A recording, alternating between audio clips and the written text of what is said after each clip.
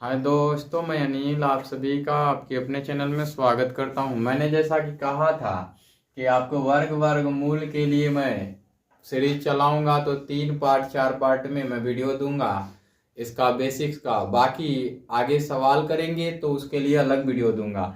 मैंने कहा था कि वर्ग संख्या का चार्ट पढ़ेंगे, या उसके बाद वर्ग संख्या का इकाई अंक पढ़ेंगे, फिर वर्ग संख्या और मूल संख्या के इकाई अंक के संदर्भ में पढ़ेंगे, उनका कोरिलेशंस पढ़ेंगे।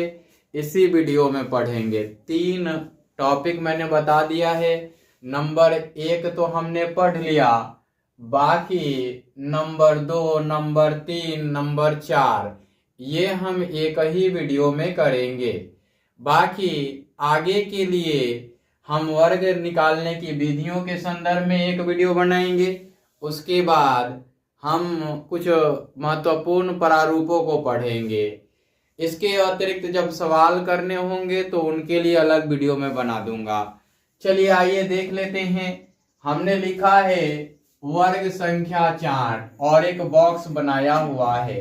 ऐसा क्यों किया है ये थोड़ी देर में आप सभी को पता चल जाएगा। मैं एक एक लिखूंगा, आप सभी मन ही मन दोहराएंगे, है ना। आप सभी क्या करेंगे, मन ही मन दोहराएंगे, आवाज नहीं निकालना होगा, है ना। आ जाइए, मैं यहाँ पे लिखता हूं इस बॉक्स के अंदर संख्या, यहाँ वर्ग संख्या लिखता हूं मैं, वर्ग संख्या। पुनः इसमें भी मैं संख्या लिखता हूं। अमूमन 20 तक में ही पूरा कॉन्सेप्ट समझा दिया जाता है, लेकिन मैं 30 तक लिखूंगा। वर्ग संख्या ये हो गया। बाकी आ जाइए नीचे की ओर लिखता हूं मैं बॉक्स में संख्या 1 है और वर्ग संख्या क्या हो जाएगा, 1 हो जाएगा। संख्या 2 है, वर्ग संख्या 4 हो जाएगा।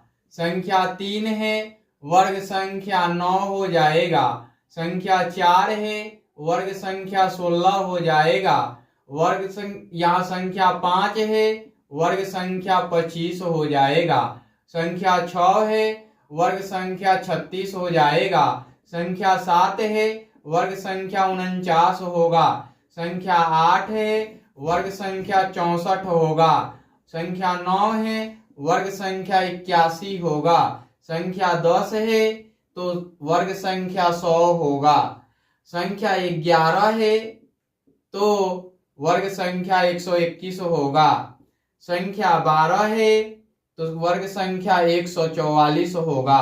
वर्ग यहाँ संख्या 13 होगा तो वर्ग संख्या 169 होगा। यहाँ 14 होगा तो वर्ग संख्या 196 होगा। यहाँ 15 होगा तो वर्ग संख्या 225 होगा।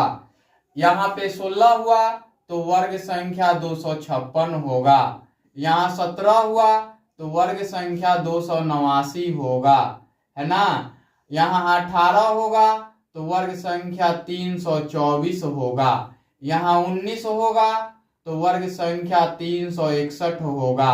यहाँ 20 होगा तो यहाँ वर्ग संख्या 400 होगा। यहाँ 21 होगा तो वर्ग संख्या 441 होगा। यहाँ 22 होगा तो वर्ग संख्या 484 होगा। यहाँ 23 होगा तो वर्ग संख्या 529 होगा। यहाँ पे 24 हुआ तो वर्ग संख्या 576 होगा। यहाँ पे 25 हुआ तो वर्ग संख्या 625 होगा। यहाँ 26 होगा तो वर्ग संख्या 676 होगा। यहाँ 27 होगा तो वर्ग संख्या 729 होगा। यहाँ 28 होगा तो वर्ग संख्या 784 होगा, है ना।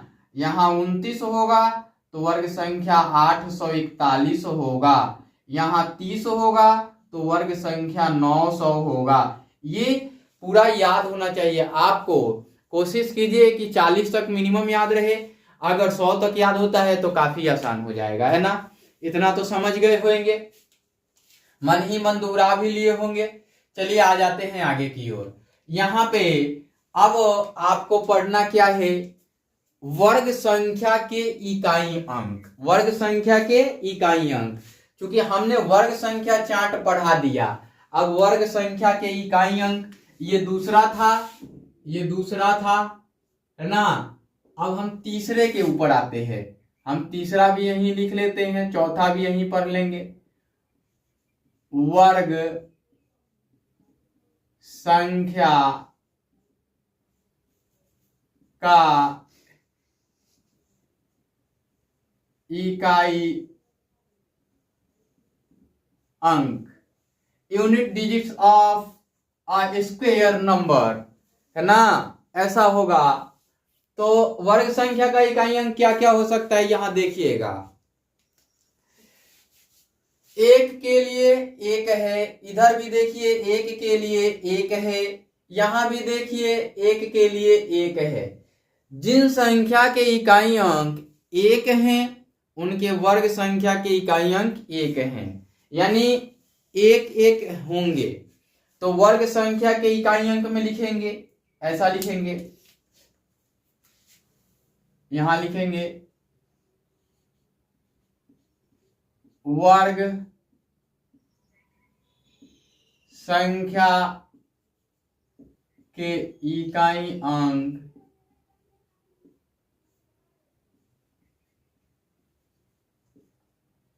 एक, कामा दिया हमने। फिर देखिए दो है तो चार है, फिर यहां भी दो है तो चार है, फिर यहां भी दो है तो चार है। तो दो के बाद चार आएगा, तीन कहीं दिख रहा है, दो कहीं दिख रहा है इकाई अंक में, देखिए नहीं दिख रहा है।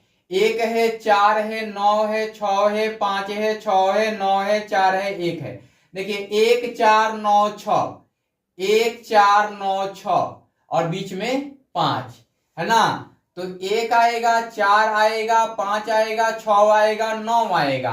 तो वर्ग संख्या के इकाई अंक देखिए यहां भी, यहां एक चार नौ छ, एक चार नौ छ, फिर पांच आ गया, एक चार नौ छ। तो वर्ग संख्या के इकाई अंक क्या क्या हो सकते हैं, एक चार नौ छ हो सकते हैं, है ना। एक चार नौ, एक चार पांच भी लिखिए, पांच छ तथा नौ तथा नौ होते हैं। अब ये नहीं कहिए कि सर यहां तो जीरो भी आया है तो इकाई अंक जीरो भी होगा। हम इसको पढ़ेंगे दूसरे तरीका से पढ़ेंगे। क्यों ऐसा बोल रहा हूं मैं, क्योंकि आप जानते हैं कि हम लिख दे कि वर्ग संख्या के इकाई अंक 9 जीरो हो सकते हैं, तो जीरो तो आप कंफ्यूज हो जाएंगे कि एक ही जीरो आने के बाद ये नंबर स्क्वायर हो सकता है क्या, तो ऐसा पॉसिबिलिटी ही नहीं है। तो आप सभी इसके लिए हेडेक ना लें, मैं एक एक चीज बारीकी से आपको बताऊंगा, है ना। अब दूसरा चीज देखिए कि क्या नहीं हो सकते, तो इनको छोड़कर वो नहीं होंगे, यानी कि दो तीन, है ना, दो तीन सात आठ नहीं हो सकते हैं। तो लिखेंगे वर्ग संख्या के इकाई अंक, वर्ग संख्या के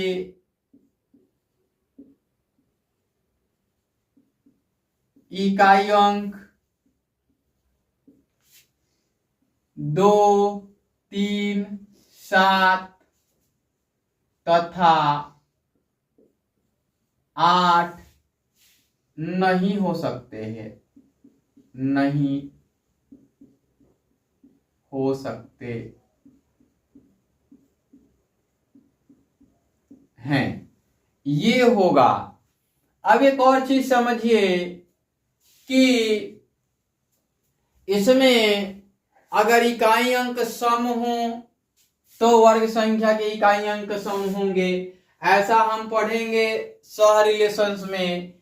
ये तो हमने इकाई अंक के संदर्भ में बताया, है ना। अब कुछ नोट पॉइंट भी पढ़ेंगे अब इसके आगे हमने चौथा बताया था कि वर्ग संख्या के इकाई अंक के बाद वर्ग संख्या और मूल संख्या के इकाई अंक का संबंध है, तो वो पढ़ते हैं, है ना। चौथा हमने पढ़ाया था आपको वर्ग संख्या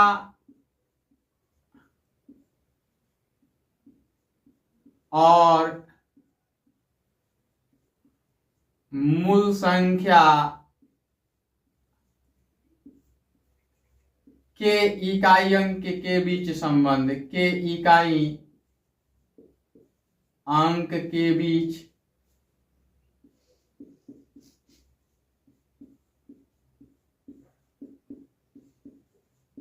संबंध, है ना, ये हमने आपको बताया था। तो अब हम इसको भी पढ़ते हैं। देखिए हम इसका एक बॉक्स बनाएंगे, तो यहां लिखेंगे संख्या का इकाई अंक, संख्या का इकाई अंक, इधर लिखेंगे वर्ग संख्या का इकाई अंक, वर्ग संख्या का इकाई अंक।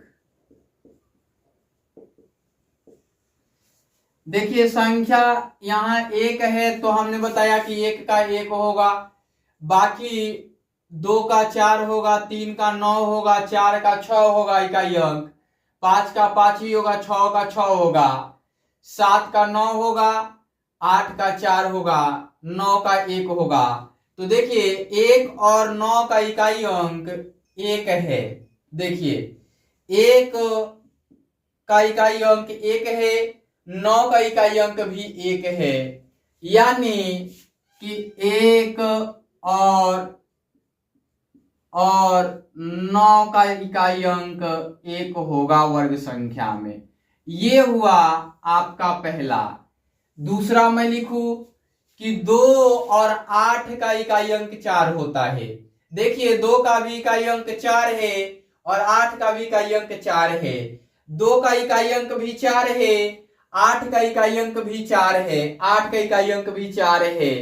तो 2 और 8 का इकाई अंक क्या है? 4 है। 3 और 7 के इकाई अंक को देखिए 9 आएगा। 3 का इकाई अंक 9, 7 का इकाई अंक 9। 3 का इकाई अंक 9 और 7 का इकाई अंक 9, 7 का इकाई अंक 9 और 3 का इकाई अंक 9, यानी 3 और 7 के लिए, 3 और 7 के लिए इकाई अंक 9 आएगा, है ना। अब एक और चीज देखिए, यहां पे 4 और 6 का इकाई अंक 6 आएगा। 4 का इकाई अंक 6 और 6 का इकाई अंक भी 6। 4 का इकाई अंक 6 और 6 का भी इकाई अंक 6, यानी 4 और 6 का इकाई अंक 6 आएगा, है ना। और वो जीरो वाली बात भी हम लिखेंगे, चिंता ना कीजिएगा। ये तो हमने आपको बेहतर तरीके से पढ़ाने के लिए चैनल क्रिएट किया हुआ है। अब और भी क्या लिखेंगे? सम संख्या के इकाई अंक सम होंगे और विषम संख्या के इकाई अंक विषम होंगे, तो वो लिख लेते हैं। क्या लिखेंगे? सम संख्या के इकाई अंक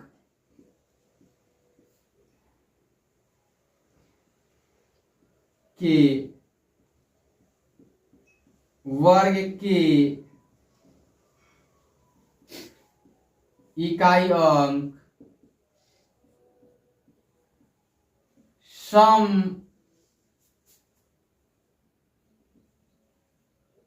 होंगे, अर्थात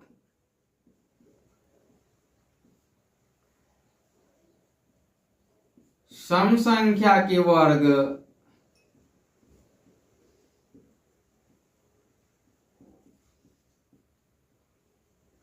सम होंगे।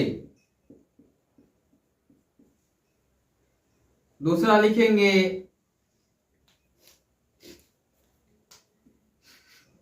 विषम संख्या के वर्ग के इकाई अंक, विषम संख्या के वर्ग के इकाई अंक विषम होंगे, अर्थात विषम संख्या के वर्ग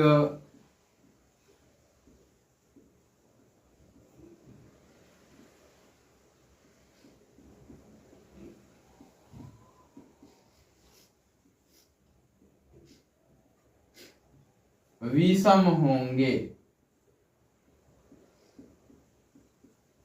ये हो गया। अब एक और चीज बाकी रह गया है कि जब जीरो हो इकाई का अंक संख्या में, तब इकाई और दहाई दोनों के अंक जीरो होंगे, है ना। इकाई और दहाई दोनों के अंक जीरो होंगे, देख लीजिए। तो इसको भी आप चाहे तो लिख सकते हैं नोट पॉइंट करके।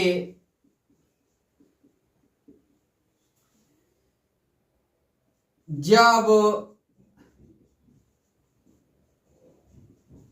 किसी संख्या के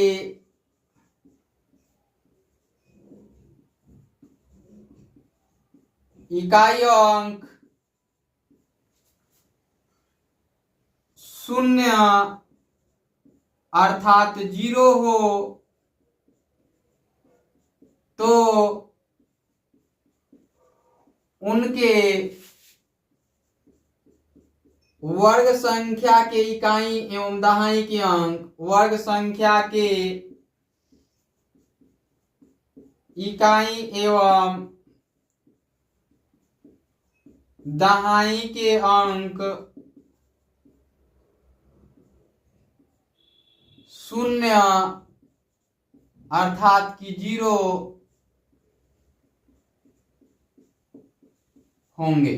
ये होगा, ये हमने कहा था कि नंबर 2 वर्ग चार्ट, वर्ग संख्या चार्ट और वर्ग संख्या का इकाई अंक, वर्ग संख्या और मूल संख्या के इकाई अंक के बीच संबंध मैं बताऊंगा, ठीक है।